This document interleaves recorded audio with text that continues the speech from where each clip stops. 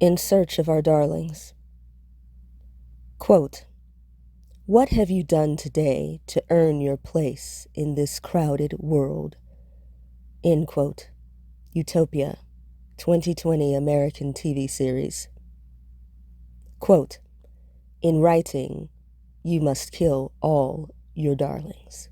End quote. William Faulkner, commonly attributed. I don't think that we need to earn our place in the world, but I know many have been challenged to do so.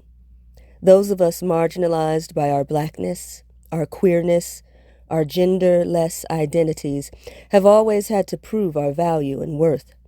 Mostly, we've had to justify our belonging in this world, from its social enclaves to its fundamental institutions. And yet I find myself asking this of my characters, who have earned their place in the literary world as the not-so-far-removed cousins of Pecola Breedlove, Milkman, Janie Crawford, Shug Avery, and others spread across Great Migration depot cities within canonical pages of literature. Perhaps the more appropriate question is, what have I done to earn the right to curate their stories?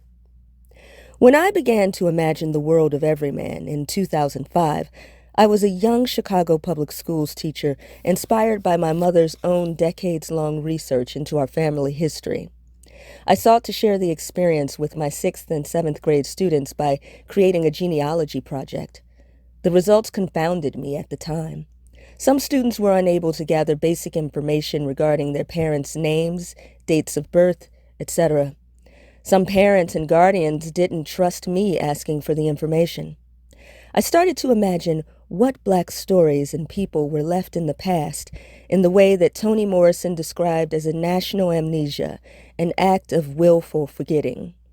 It seemed to me that to be longing had something to do with Morrison's remembering of people, place, and time. When I began to write The World of Everyman in 2007, I saw that I had been initially ignorant to how it was more a reflection of my own experiences than of those that I perceived belonging to my students. At its heart, it is a story about a young woman's attempt to know herself by connecting with an unknown past. At its soul, it is the single narrative seeking to create space for itself within a traditional master narrative. It is about the part longing to connect with the whole. I wanted it to be a literary theory of everything, from the microcosmic to the macrocosmic. Fittingly, it seems to be both much less and much more than my aspirations. The darlings that writers are implored to kill in literature often are the same ones that society deems unworthy of living in both the literal and literary worlds. When I began to revise The World of Everyman between 2014 and its publication in 2018, I realized that the process was more than an exercise in craft. Revision creates a discursive space for revisitation, remembrance, and relationships, from word to sentence and writer to predecessor. No character exemplifies this more in Everyman than Professor Woodridge, resurrected from an early unpublished chapter of Ralph Ellison's Invisible Man.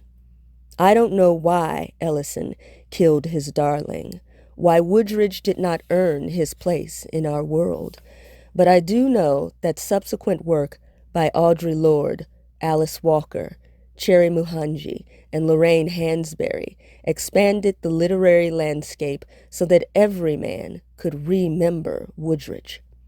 And as I was making my place in this crowded world, so too were my contemporary literary cousins, writers like Kiese Layman, Mecca Jamila Sullivan, Robert Jones Jr., Deisha Philyaw, Donnie Walton, Honoré Jeffers, and others were also centering our stories and people from the corners of this literary landscape, remembering and liberating the discarded darlings of the mainstream literary imagination, our own selves.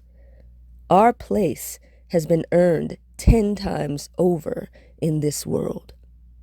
What has this world that has so compulsively killed its darlings, killed us, done to earn its place in ours. This is the journey of Everyman.